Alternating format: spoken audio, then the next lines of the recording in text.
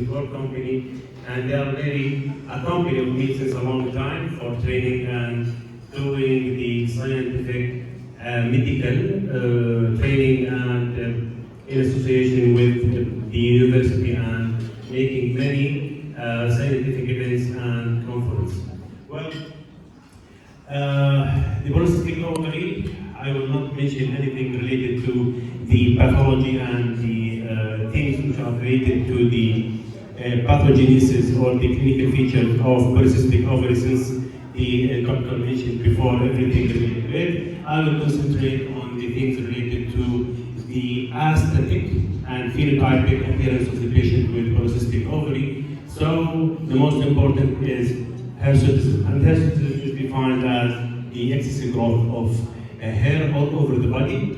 And with most of the patients, they don't realize that we have increasing in the hair growth. As the doctor said, some of the patients, they consider this as a normal increase in the hair growth. But sometimes the patient, they have like a hair growth in some areas who are already, they have a genetic susceptibility to have increase in the growth of hair, but after a while they have polycystic ovary, they will have to increase this growth, especially in the axillary and lower back and abdomen.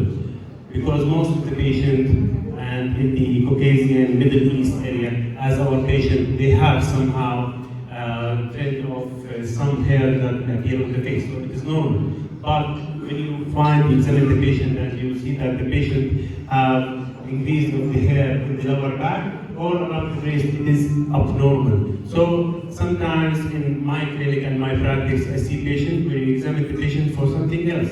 For example, she come for me and say, I have, for example, a nevus, or I have itching or eczema or whatever, fungal infection maybe. When I examine the body of the patient, I realize that she have an excessive hair growth in some areas, and I tell the patient that it is abnormal, and when we examine and refer her to gynecologist.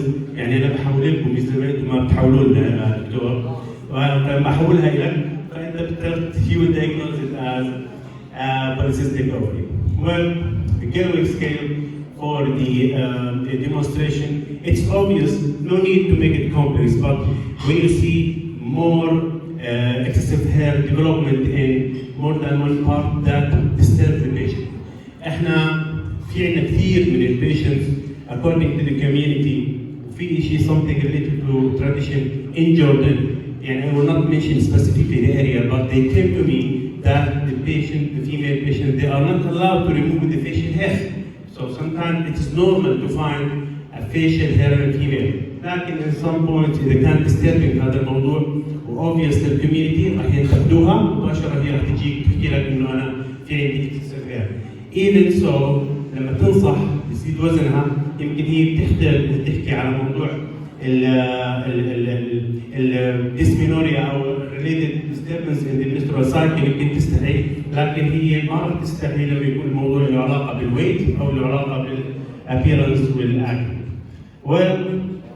انا راح اكون شوي يعني خفيف الظل ان شاء الله. احنا بيهمني انا I will mention everything related to aesthetic and dermatology. Then at the end of my lecture, you are welcome to ask me any question. Well, acne. طبعا احنا you know more than me انه في عندنا one of the important things اللي هي acne appears بالface polycystic ovary. لكن I will specify things related to acne. The acne patients who put polycystic ovary, they must have acne on the lower back, upper back, sometimes bottom area, and distributed on the upper chest. The normal acne when يكون distributed on the upper part of the face. فبكون دائما أنا بالforehead area. This is normal acne بالteenage لحد عمر معين، لكن بالpatient polycystic ovary راح يكون عندهم distribution بالlower part. ليش؟ لأنه excessive hair. احنا بنحكي عن دائما الهير شو اسمها بايلو sebaceous unit. لذلك في عندي sebaceous gland attached to the hair follicle. That's why patients يصير عندهم increase of the sebaceous gland hyperactivity، لأنه صار في عندها more hair، فراح يصير في عندي distribution of the acne on the beard area أكثر، يعني lower part of the face more than and the upper part. الآن طبعا احنا الميكانيزم هي related to the androgen والandrogen اللي بيكون excessive inside the. Although some authors have been shown the correlation between acne and high level of DHEAs with DHT, androstenedione and testosterone with IGF. And I will stand for something. Now we see طبعا أنا the president of the anti-aging society. حكينا كثير بموضوع الانتي ايجينج بالفيميلز انه there is a good relation between the insulin level and premature aging of female. لذلك انا بحكي احنا ما شاء الله يعني الفيميلز عندنا more than half of the audience فبحكي لكم انه احنا الهاجس تبعنا how to stay younger. احنا كلياتنا يمكن الاسلام اخف لكن فيميل لما تسالها كم عمرك او وش بين عليك او بين اكبر من عمرك it is a disaster. So I will tell you something. الانسولين like growth factors and الانسولين بشكل عام والجروث هرمون والريليشن اوف اندروجينز ريسبتور is very important in aging. That's why تيجي تحكي انه بالجاينيكولوجي وحده عمرها 52 53 اوكي مش مبين عليها وستيل شي هاف a regular cycle. وواحده عمرها you mentioned 35 I think انه for example 35 and she has premature ovarian failure ومبين عليها كان عمرها 60 سنه. It is related to the level of the insulin-like growth factor inside the body and the insulin level. هذا من anti-aging protocol. لذلك بشكل عام كل واحدة بتدير بالها على نفسها بحيث إنه after a while ما يبينش عليها العمر she will get a long time of fertility وتبين young لازم تبتعد عن أي شيء ممكن يرفع الأنسولين. ووجدوا إنه since teenage إذا أنا حافظت على low sugar intake راح يكون في عندي less susceptibility to have complications of hyperinsulinemia together with polycystic ovary. Androgenic alopecia طبعا in women is characterized by the loss of hair in the central region of the scalp with relevant psychosocial conflict. طبعا دائما هي اهم شيء هي الفرونتال اريا وبالسكين اللي احنا حكينا عنه دائما بيكون في عندي losing of the hair with appearance of the scalp. لازم هي تحكي لك دكتور عن الفرق الراسي صارت تبين. هاي مهمة جدا وهي متعودة انه هذا الحكي يمكن يكون هي اصلا عندها losing of hair لكن المشكلة الكبيرة انه بالمجتمع احنا لما نيجي نطلع على اي شخص انا بطلع عليه بالفرونتال اريا ما بشوف اموره فلو كان في عندها خفة الشعر لكن خفة الشعر الهير loss will be more obvious with polycystic ovary. واحنا again we are if we want to treat it ممكن احنا نعطي topical vasodilators او stimulators for the hair growth لكن we can inject it with vitamins or plasma, platelet rich plasma. Even so, we are not stopping the process of polycystic ovary on the hair. بالعكس احنا راح نقوي الهير موجود او نحافظ عليه على الاقل. فانت you should be direct with your patient to tell him انا لما احترق بلازما بفروه الراس انا بدي احافظ لك على الموجود بس انا ما راح ازيد الشعر اللي راح. يعني الثينينج اوف هير هي secondary problem. لذلك تيجي شو بتساوي البنات؟ بيجوا يسووا الاكستنشن وغيره وغيراته بيحطوا سبراي اللي فيه لون وهكذا. هذا راح يزيد الطيبه لانه الهير صار فيه ثينينج اصلا اتس فيري ويك هير فانت تستعمل اي شيء على الاكستنشن يقول كل مور فراح يزيد المشكله. Now the diagnosis should exclude other causes of hair loss طبعا in women as telogen effluvium اللي هي بتصير ما بعد الولاده وهي برضه ريليتد لكم وخاصه بالبريست فيدنج الالبيشيا اريات الانيجين لوز سيندروم اند ترايكوتينومانيا. وانا سمعت من زملائنا الجاينيكولوجيست انه في حالات ترايكوتينومانيا اللي هو الواحد يضل يعبي شعره بشده one of the signs انها it became common بالبوستبارتم stress something psychological postpartum شيء زي هيك انه كل ما انها بتزيد وفي احنا كومن ستدي بيني وبين جاري اللي جاينيكولوجيست بنسويها قاعدين واحنا صرنا مجمعين تقريبا 40 كيس الحمد لله فالترايكوتينومانيا انكريز ببوستبارتم فهي اوريدي بعد الولاده صار في عندها ستريس شعرها اصلا تعبان تغذيتها تعبانه شعرها بوقع وفوق هذا انه احتمال انه صار عندها PCO مع ترايكوتينوين. Now acanthosis nigricans. Acanthosis nigricans is the volvulus thickness with hyperpigmentation on the folds of the body. طبعا هي normal to be happen in patient who are obese, وهي بتنتج بشكل عام لما يكون عندي obese من the friction between the skin فبصير عندنا pigmentation overloaded with excessive sweating.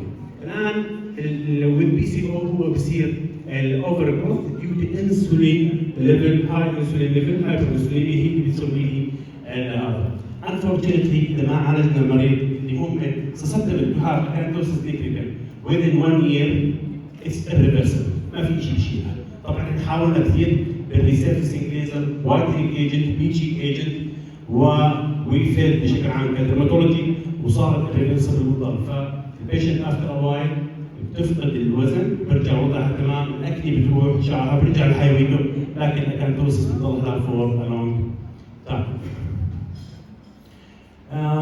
I will not mention something related to gynecology. The evaluation should be detailed. And menstrual history information about onset, duration of the symptom, suggested hyperandrogenism, and the family history. As the doctor said, في عندنا genetic disposition for that.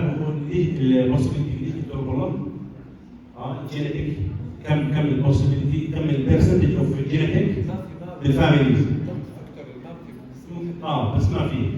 اوكي الان انا في عندي موضوع معين related لل increase والويت، احنا بنرتبهم بالPCO بالديرماتولوجي complication اللي هي hair loss from the scalp، نيجي acne، وعندنا buffing of the face، الفيس بيبين شويه ناصع ممتلئ، واحنا بنعرف كاستيك وايز انا لما اطلع على اي فيميل لازم اشوف كونتورينج، اوكي، وتراينجل اوف بيوتي، اور جلاس with angulation، محدد الوجه، فكل ما كان مليان اكثر كل ما تبين ما بين لي الفيمينين لوك.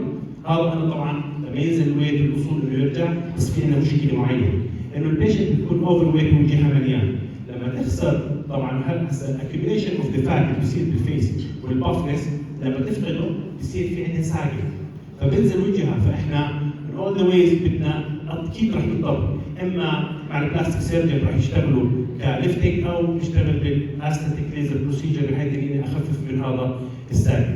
انا بحكي لكم بس كلينيكال هنت، انتم اعلى مني بكل شيء، فانا بس بدي احكي عن الشغلات الديرماتولوجي او الاستاتيك اللي بتهمنا وبتهمكم لما بتشرحوها لمرضى. ننزل لتحت بنروح للاكانثوسس نيجريكانس، حكينا عنها بالنك وال الاندر ارم الاكسيدي وبتوين ذا ثايز.